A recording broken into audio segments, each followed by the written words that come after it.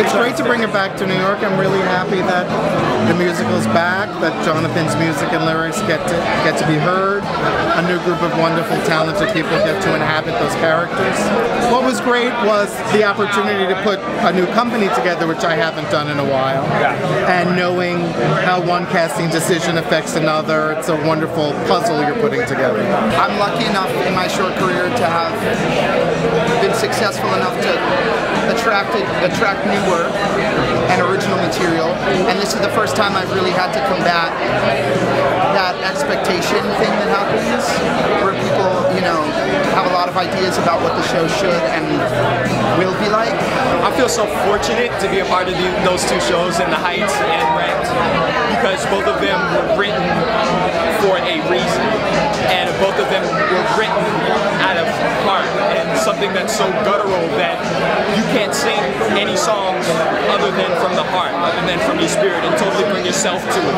I love that she has the ability to command a room and the power to command a room, but at the same time, you know, she has this vulnerability and she has this need to be loved, but at the same time, she's not taking any crap, you know, and she also has a very humanitarian side because she comes from this upper middle class background, but, you know, she wants to be part of this bohemian lifestyle, and she wants to get, you know, to help this group of friends that she's now created that maybe don't have the resources that she has. I'm so grateful that I've had the opportunity to play such different type of women. You know, Margot and Legally Blonde is quite different from Linda and Wicked, and Maureen, like those other two women, is trying to fight for something she believes in, which she's wildly crass, rude, which has been just a thrill to explore every night. This is the second time I've done the show, and this is my second time meeting Al Larson, because I did meet him. I did the national tour 5 years ago, and he was still very involved in even the national tours and making sure that the company stayed and became family. So this is my second time meeting him.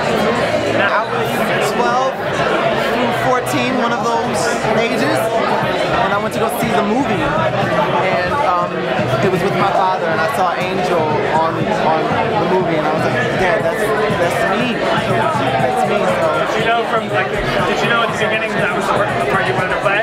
Yeah, it was very weird. It was like a connection when I first saw that part. I saw myself in that character, and I was like, Dad, I want to be on Broadway, and I want to play Angel. And he was like, in due time, and I was like, okay. Seasons of Love especially just was this feeling of just happiness and celebrating life, which is what the song is. It's a celebration of life, and every word you can manifest for that. And so it was wonderful. I saw the movie. I was living in Florida, I grew up there, so I never got to see the actual Broadway play.